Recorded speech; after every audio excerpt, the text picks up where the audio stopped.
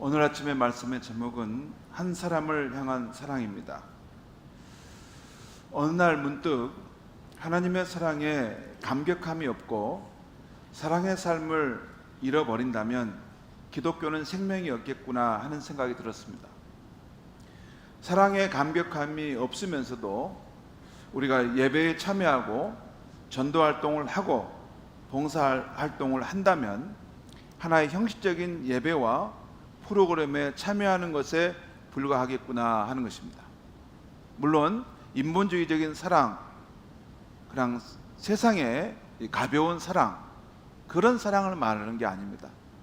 하나님의 거룩한 사랑, 그 사랑의 그 파도에 그 영혼이 잠겨보는 그 감동이 없는데 무슨 예배를 드리고 무슨 전도 활동을 하고 뭐 성도가는 뭘 하더라도 그것은 인간적인 모습으로 무엇을 하고 그냥 형식적인 절차를 하는 것이지 기독교의 생명력은 없다는 것입니다. 송명희 시인이 작사하고 김석균 씨가 작곡한 너는 아느냐는 복음성가 찬양이 있습니다. 그 가사가 이렇습니다. 내가 너를 얼마나 사랑하는지 너는 아느냐? 내가 너를 얼마나 좋아하는지 너는 아느냐? 내가 너를 얼마나 기다렸는지 너는 아느냐? 너는 아느냐? 너는 아느냐? 내가 너를 살리려 나의 생명을 주었고 내가 너의 수치를 씻으려 나의 생명을 준 것을 너는 아느냐? 나의 은혜를 얼마나 알며 내 사랑의 노래를 너는 아느냐? 이 찬양 가사에 나오는 너는 아느냐 할 때 너는 예수를 믿는 저와 여러분을 말씀합니다. 그리고 너를 살리러 나의 생명을 주었다고 할 때 나는 저와 여러분을 사랑하신 하나님 예수님을 말씀합니다. 이 찬양은 성경이 증언하고 있는 사실, 곧 예수님께서 험한 십자가에서 자신의 생명을 주심으로 저와 여러분을 사랑하셨다는 사실에 바탕을 두고 만들어진 찬양입니다. 그 사실이 있었어요. 그 역사적 사실이 있는 것을 성경은 기록했는데 그 말씀을 읽고 깊은 감동을 받은 분이 이것을 작사 작곡한 것입니다. 이 찬양을 묵상할 때 우리는 두 가지를 질문해 볼 수 있습니다. 하나는 인간의 입장에서 질문하는 것입니다. 우리는 의심하는 마음으로 물을 수 있습니다. 하나님, 정말로 나를 사랑하십니까? 정말로 나를 좋아하시냐고요? 자녀들이 가끔 사는 게 힘들고 세상의 장벽 앞에 자신의 한계를 느낄 때 묻습니다. 엄마, 나 사랑해? 나 정말로 사랑하냐고. 혹시 자신을 버리지 않을까 하는 마음에서 엄마의 사랑을 확인하려 묻습니다. 우리도 마찬가지입니다. 인생의 고통과 시련이 닥쳐오면 하나님, 정말로 나를 사랑하세요? 정말 나를 살리려 당신의 생명을 주셨습니까? 나를 사랑하신다면 왜 내 인생에 이런 시련의 파도가 멈추지 않는 것입니까? 하나님의 사랑을 의심하면서 질문할 수 있습니다. 또 하나는 이 찬양을 묵상할 때 하나님의 입장에서 생각할 수 있습니다. 하나님은 불안해하는 우리에게 확신을 주기 위해서 묻고 있는 것입니다. 호소하기 위해서 묻고 있는 것입니다. 너는 아느냐? 너는 정말로 나의 사랑을 아느냐? 묻고 있는 것입니다. 아무개야, 내가 너를 얼마나 사랑하는지 아느냐? 내가 너를 얼마나 좋아하는지 너는 아느냐? 내가 너를 살리러 나의 생명을 주었고 너의 수치를 씻으려 나의 생명을 준 것을 너는 아느냐? 나의 은혜를 얼마나 알며 내 사랑의 노래를 너는 진정으로 아느냐? 하나님이 호소하듯이 묻고 있는 것입니다. 이 찬양을 처음 소개받는 분들이 있을 것이기에 이 시간 한번 들어보도록 하겠습니다.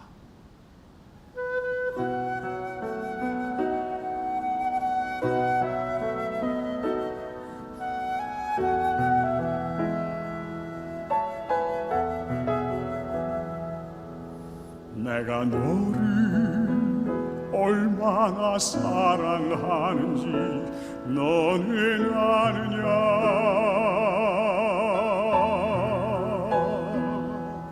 내가 너를 얼마나 좋아하는지 너는 아느냐.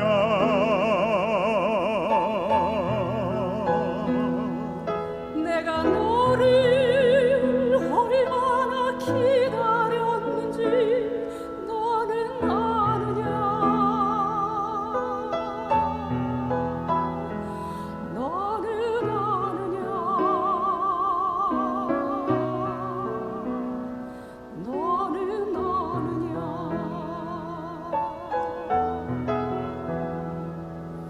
내가 너를 얼마나 사랑하는지 너는 아느냐.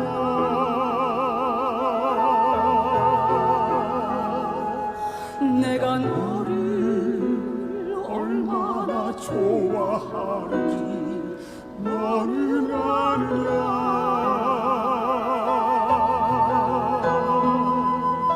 내가 너를 얼마나 기다렸는지 너는 아느냐.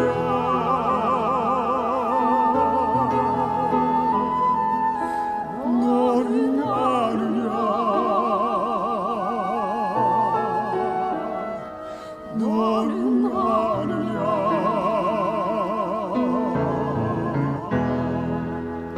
내가 너를 살리려 나의 생명을 주었고 내가 너의 수치를 씻으려 나의 생명을 준 곳에 너는 하느냐. 나의 일해를 얼마나 알며 내 사랑의 노래를 너는 아니냐.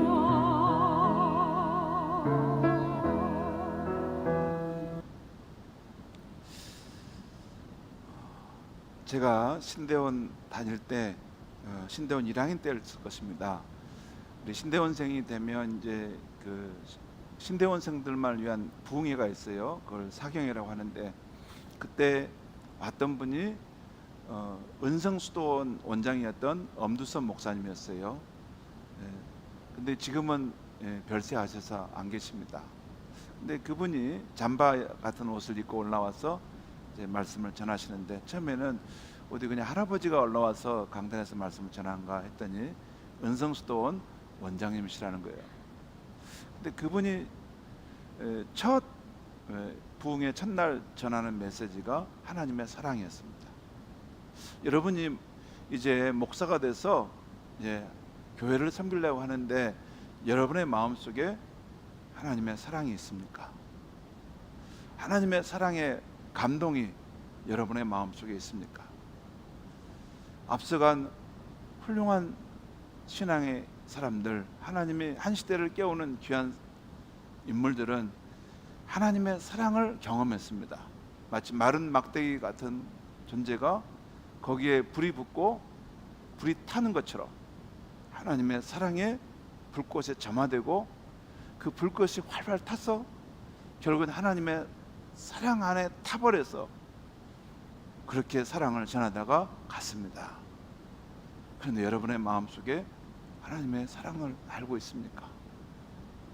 하나님의 사랑도 알지 못하는 사람이 뭘 말씀을 전한다는 것입니까? 그 말씀을 했어요. 근데 제가 그때 그 말씀을 지금도 잊지 못합니다. 그때 그래, 내가 기독교에는 목사가 돼서 말씀을 전하는데 이 하나님의 뜨거운 사랑을 전해줘야 되겠다.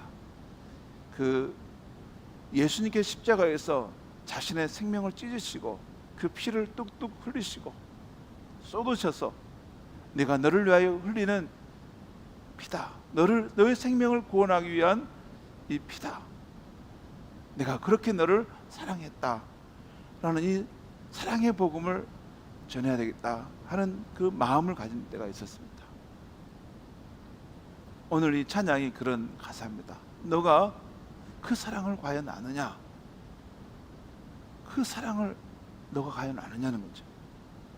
이 찬양에 나온 대로 성경에서 증언하는 예수님의 사랑은 말로만 하는 사랑이 아니라 자신의 생명을 내주신 사랑입니다. 이 세상에 있는 사랑 중에 가장 아름다운 사랑이 있다면 자기 목숨을 내준 사랑일 것입니다. 때때로 사랑을 위해서 남녀 간에, 친구와 친구 간에, 부모와 자식 간에 자기 목숨을 내주는 일이 있습니다. 그리고 남모르는 이웃을 위해서 자기 생명을 내주는 사랑이 있습니다. 불의의 사고로 세상을 떠나면서 자기의 장기를 남모르는 이웃에게 주고 떠난 분들의 소식을 듣게 되면 가슴이 찡해집니다. 그런데 그 가운데 죄인인 우리 인류를 구원하기 위해서 사람의 몸으로 오셔서 자기 생명을 내어주신 예수 그리스도의 사랑은 그 어떤 사랑과도 비교할 수 없는 기독교의 사랑인 것입니다. 여러분, 우리가 믿는 예수님은 부처님이나 또는 공자님이나 소크라테스나 다른 그분들과 다릅니다.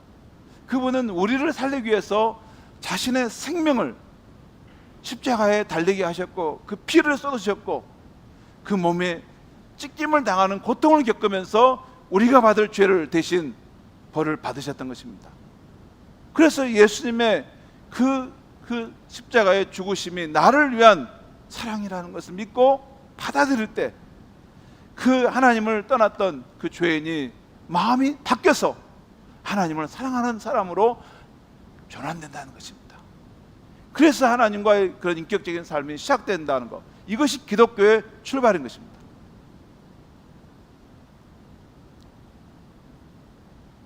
로마서 5장 8절에 이런 말씀이 있어요. 우리가 아직 죄인 되었을 때 그리스도께서 우리를 위하여 죽으심으로 하나님께서 우리에 대한 자기의 사랑을 확증하셨느니라. 우리가 죄인 되었을 때, 자격이 없는 자였을 때, 아무런 선한 그런 면이 없었을 때 그리스도께서 우리를 위하여 죽으심으로 하나님의 사랑을 나타내셨다. 또한 요한복음 3장 16절에 하나님이 세상을 이처럼 사랑하사 독생자를 주셨으니 이는 그를 믿는 자마다 멸망치 않고 영생을 얻게 하려 하심이라. 여기서 세상을 이처럼 사랑하사를 나를 말하면 됩니다. 나를 이처럼 사랑하사 독생자를 주셨다는 거예요. 그의 아들 예수 그리스도를 주셨는데 그분이 우리를 위해서 행하신 그 십자가의 대신 대속을 믿을 때 나는 비록 죄가 많지나 하나님 앞에서 용서받고 영원한 생명을 얻는다는 것, 이것이 기독교의 복음입니다. 그 복음 안에는 하나님의 뜨거운 사랑의 용광도가 있는 것입니다. 그러니까 기독교인이 되었는데 그냥 지식적으로 관념적으로 하나님을 그냥 믿고 따른다, 이런 건 없습니다. 그럴 수 없는 것입니다. 그 영혼 안에 사랑의 폭발이 일어나는 것이 정상적인 신앙이에요. 그래서 예수님의 십자가를 바라보고 예수님이 나를 위해 십자가에 고통당하여 죽으셨다는 소식을 들을 때 그런 그림만 봐도 내 눈에 눈물이 핑 도는 것이 그 진짜 크리스찬인 것입니다.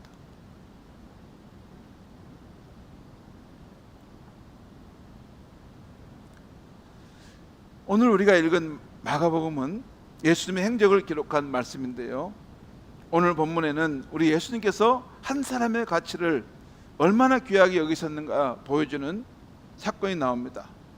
오늘 말씀 1절과 2절 말씀을 우리 같이 한번 읽겠습니다. 시작. 예수께서 바다 건너편 거라사인의 사방에 이르러 배에서 나오심에 곧 더러운 귀신 들린 사람이 무덤 사이에 나와 예수를 만나니라. 오늘 본문 이 말씀은 앞에 4장에서부터 시작되는데 4장 35절을 보면 예수님과 제자들이 날이 저물었을 때 바다 건너편으로 가기 위해서 배를 타셨습니다. 그리고 건너는 중에 큰 풍랑이 그 바다에 일어났기 때문에 그것을 헤쳐가면서 예수님과 제자들이 탄 배가 거라사인 지방에 이르게 된 것입니다. 아마도 그 해질녘에 그 바닷길을 넘어갔기 때문에 그 다음날 동틀 무렵쯤에 도달했을 것입니다.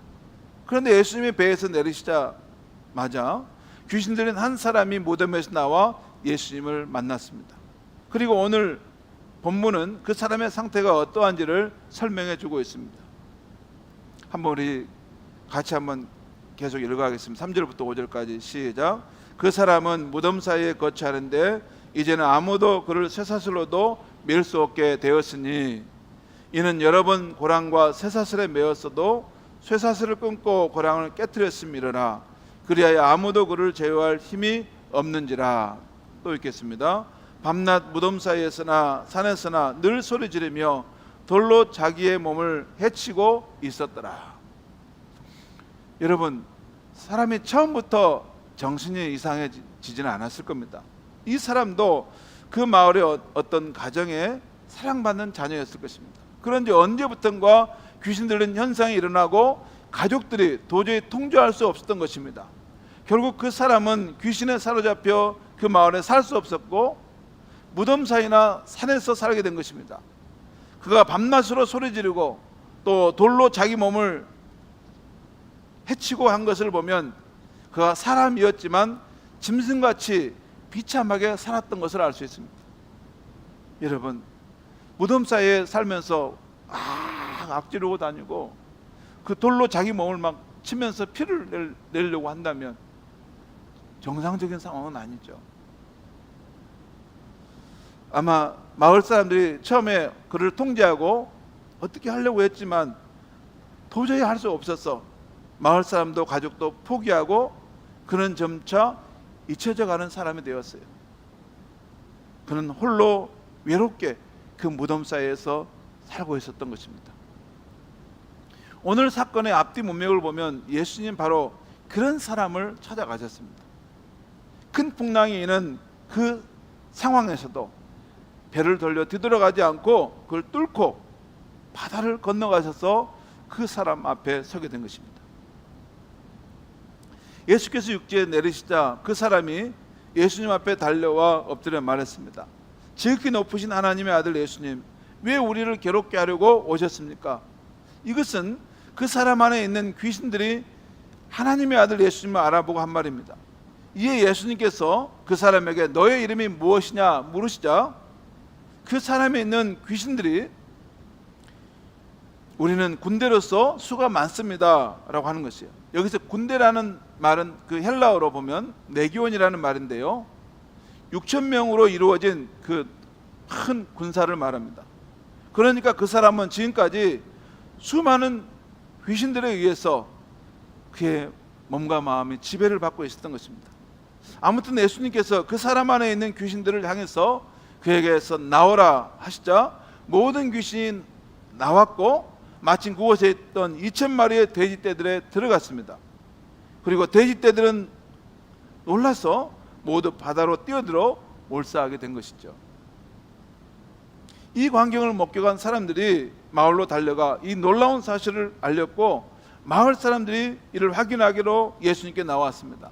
그런데 그들은 그 사람이 치유된 것에서는 별로 관심이 없었습니다.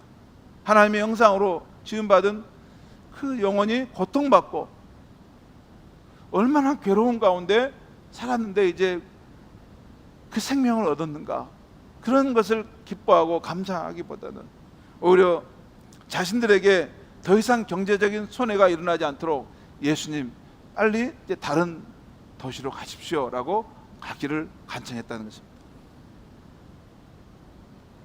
오늘 사건에서 우리는 귀신 들림에서 자유함을 얻은 그 사람이나 또한 경제적인 손해 때문에 예수님을 배척했던 그 마을 사람들에 대해서도 생각해 볼 수도 있습니다. 그러나 저는 고라사 지방에 귀신 들린 이 사람을 친히 찾아가서 그 풍랑을 뚫고 찾아가셔서 그 값진 희생을 치르시고 그 영혼을 구원하신 예수님의 이야기를 통해 한 사람을 향한 주님의 사랑과 수고를 생각해 보았으면 합니다. 지난주 저는 세상을 구원하는 예수님의 사랑법 한 번에 한 사람씩이라는 책을 제가 보게 되었습니다. 이 책을 보면서 저의 사역을 성취할 수 있었습니다. 이 책의 저자는 오늘날 사람들은 자신의 영향력을 세상에 끼치기 위해서 많이 노력한다는 것이에요. 그래서 페이스북이나 유튜브에 자신의 글을 올려서 얼마나 많은 사람들이 좋아요 또 그 팔로우 친구가 되느냐 하는 것으로 자기 영향력을 생각한다는 것입니다. 그러니까 자기 영향력을 많이 키우려고 한다는 거예요. 그래서 유명한 사람이 되고자 한다는 것이죠. 그런데 사실 인류 역사를 통틀어서 가장 많은 영향을 끼친 사람이 누구냐 하면 예수님이라는 것입니다. 실제 인터넷에 검색해 보면 시사수간이 타임스에 나오는데 예수님이 인류 역사에 가장 많은 사람들에게 깊은 영향을 미친 분으로 나와 있습니다. 이 저자가 그걸 깨닫고 나서 하루는 시간을 잡아서 도대체 예수님에게 어떤 비결이 있었기에 그랬는가 하면서 복음서의 예수님의 행적을 살펴보았는데 그 결론이 이것이었습니다. 한 번에 한 사람씩 사랑하는 것이, 무리지어서 두리뭉실하게 사랑하는 것 말고 예수님의 사랑법은 한 번에 한 사람을 사랑하는 것이었습니다.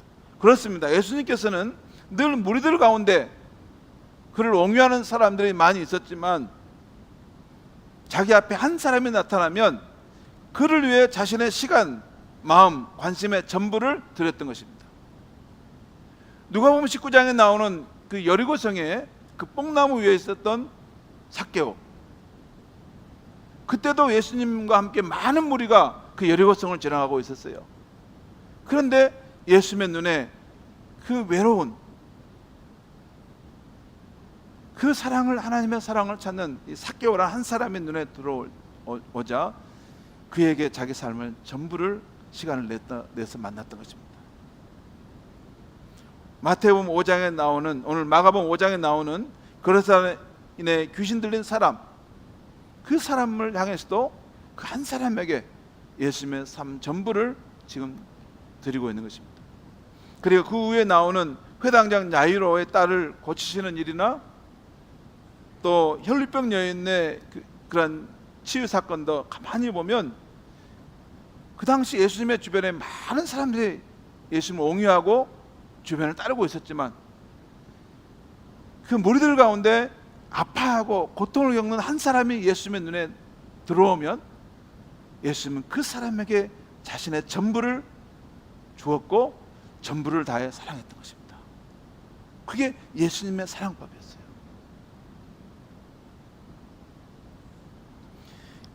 그런 의미에서 예수님은 늘 줌 렌즈를 가지고 있어요. 줌 렌즈. 줌이 있죠. 이렇게 줌을 카메라를 비치는데 이렇게 사람 넓게 크게 무리를 봤다가 이게 좁혀서 한 사람에게 집중하는 것이 있어요.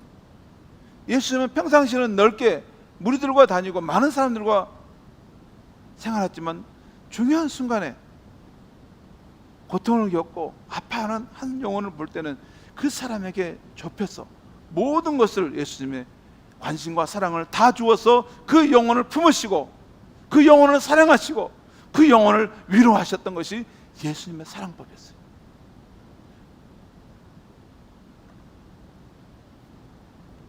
예수님은 많은 무리 속에 둘러싸였지만 아픔과 고통이 있는 한 사람의 눈에 들어오면 그 사람에게 초점을 맞춰서 사랑하셨던 것입니다. 지난 여름에 한 번은 주일 예배를 드리고 축도를 하고 나가는데 저도 모르게 눈물이 흘러내리는 것이었습니다. 왜 눈물이 흐르는 것일까? 제가 목회를 잘못하고 있는 것이 아닐까 하는 생각과 하나님을 한번 깊이 만나봐야겠다는 생각이 들었습니다. 그래서 장로님들께 제가 8월 달은 기도원에 한 번씩 다녀오겠습니다 하고 기도원에 가서 성경 말씀도 묵상하고 기도하면서 주님의 깨우침을 구했습니다. 주님, 저의 목회에 무엇이 문제입니까? 우리 교회가 가야 할 길을 인도해 주십시오. 그렇게 기도를 했습니다. 다른 것 아무것도 없이 그것만 기도하고 산책하고 성경을 읽다 잠들기도 하고, 그때 주님께서 그 길을 인도해 주실 것이라는 확신이 제 마음에 왔습니다. 지금도 제 영혼은 주님 앞에서 탐색을 하고 있습니다. 주님, 우리 공동체의 실상을 보여주십시오.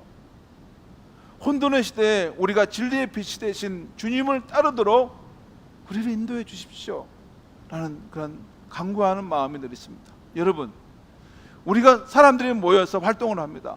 사람들이 함께 예배를 드립니다. 우리가 이것저것 행사도 하고 무슨 선교도 하고 무엇도 다 합니다. 그런데 실제 예수님이 우리 가운데 안 계신다면 무슨 의미가 있겠습니까? 여러분, 얼마든지 그럴 수 있습니다. 교회는요, 어떤 전통과 제도가 있기 때문에 예수님을 품고 있지 않아도 어떤 형태를 따라서 계속 움직여갈 수 있습니다. 여러분, 우리가 왜 여기 와서 예배를 드리고 왜 여기 와서 신앙생활 하는 겁니까? 우리가 모이는 이 공동체 안에 나를 사랑하셔서 십자가에 죽으시고 다시 부활하신 예수 그리스도의 성령이 우리 가운데 계시기 때문에 그분을 만나서 힘을 얻고 신앙을 얻고 용기를 얻기 위해서 인생의 목적과 의미를 발견하기 위해서 이곳에 와서 예배를 드리는 것입니다. 예수님이 빠져버린 삶,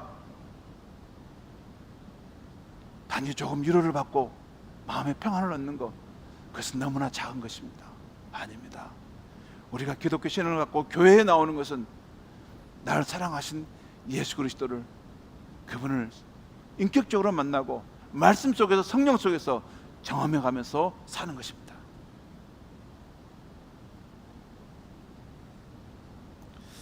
그런데 지난 주간 오늘 말씀 거르사 지방에 벌어진 한 사람을 찾아 구원하신 우리 예수님의 사랑과 그 수고를 묵상하는데 내 자신과 우리 공동체 안에 이런 예수님의 사랑이 부족하지 않는가 하는 생각이 들었습니다. 정말 우리 안에 이 예수님을 향한 사랑의 마음이 있을까? 예수님을 뜨겁게 사랑하고 함으로 따라가는 마음, 또 예수님의 이 사랑의 마음을 가지고 우리 형제 자매를 서로 돌아보고 또한 그런 사랑의 실천을 통해서 한 생명을 구원해내려고 하는 마음이 우리 안에 있을까? 이 예수님의 이 모습을 볼 때 우리 자신이 보였습니다. 우리가 하나님께 예배드리고 또 자기 사역도 잘하고 내 친한 분들과 교제도 잘하는데 누구에게도 말 못할 고통을 안고 사는 한 사람을 향한 예수님의 사랑의 그 수고가 없다면 우리 신앙은 부족한 것입니다. 지난주에는 우리 성도들 가운데 특히 어려움에 처한 세 분이 제 눈에 들어왔습니다. 한 분은 장로님이신데 수술받게 되었습니다. 그 장로님은 우리 교회를 사랑하는 마음으로 먼 길을 늘 오고 가시기에 그 애틋함이 더했습니다. 그래서 간절하게 기도하는 마음이 되었어요. 또 한 분은 우리 성도님의 자녀입니다. 그 자녀는 선천적으로 음식을 잘 먹을 수 없어서 모확장 수술을 해야 했습니다. 전화로라도 간절한 마음으로 기도를 해드렸습니다. 그리고 또 한 분은 우리 성도님의 자녀인데요, 세 번째 성도님은 자기 힘으로 안 되기 때문에 도움을 달라 해서 우리 교육자들과 함께 가서 그 아들을 병원에 데려가야 했습니다. 그런데 우리 교육자 세 사람이 사랑으로 달래고 또 진땀을 흘려가면서 힘을 쓰는데도 그 봉고차에 함께 안 타느라고 하는 것이에요. 함께 서로 실랑이를 붙들고 가야 됩니다. 가서 약을 먹고 힘을 내야 됩니다. 다시 회복이 돼야 돼요. 근데 안 간다고 계속 그렇게 하는데 그 차 문을 굳게 붙들고 엉엉 우는 겁니다. 눈물을 뚝뚝 흘리는 것이 내 눈앞에 보이는 겁니다. 제 마음도 뭐라 형언할 수 없었습니다.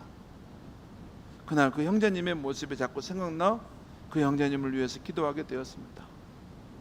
사랑하는 성도 여러분, 지금은 코로나로 인해서 세계 경제의 불확실성으로 인해서 우리 경제 상황도 많이 어렵습니다. 그래서 우리 눈에 안 보여도 많은 사람들이 힘든 시간을 보내고 있습니다. 이런 시대 가운데 살아가는데 나도 힘들지만 내 주변에 오늘 이 거라사인의 지방에 이 고통받는 사람처럼 힘든 영혼이 있다는 것을 꼭 기억하셔야 됩니다. 우리는 하나님의 사랑을 더 깊이 체험하고 그 예수님의 사랑으로 그들을 찾아갈 수도 있어야 되는 것입니다. 여러분, 하나님의 사랑에 감격함이 없고 사랑의 삶을 잃어버린다면 우리가 외치는 복음도 아무 소용이 없습니다. 저는 오늘 고라사 지방에 보내졌던 한 영혼, 그 한 영혼을 긍휼히 여기셨던 예수님의 사랑의 마음을 우리 공동체가 갖게 되기를 바랍니다. 우리도 예수님처럼 한 사람을 향한 사랑과 수고의 삶을 정말 살게 되어서 주님의 길을 따라가는 참된 성도님이 다 될 수 있기를 바랍니다. 기도하겠습니다. 하나님 아버지, 오늘 하나님 말씀을 통해서 내가 너를 살리러 내 생명을 주었다는 걸 너는 아느냐? 내가 너의 수치를 씻으러 나의 생명을 주었다는 걸 너는 아느냐? 하나님께서 그 독생자를 우리 가운데 보내셨을 때 이 큰 사랑을 나타낸 줄 믿습니다. 또한 예수님께서 십자가에서 우리의 죄를 대속하시고 구원하기 위해서 그 몸을 찢기시고 그 피를 콸콸콸 쏟으실 때 우리를 그렇게 뜨겁게 사랑하셨고 지금도 그 사랑으로 우리를 품고 계신 줄 믿습니다. 하나님 아버지, 오늘 우리 마음속에 하나님의 이 사랑의 이 물결이 몰아칠 수 있게 하여 주셔서 우리의 죽었던 마음, 메마랐던 마음에 하나님의 사랑이 흘러넘치게 하여 주시옵소서.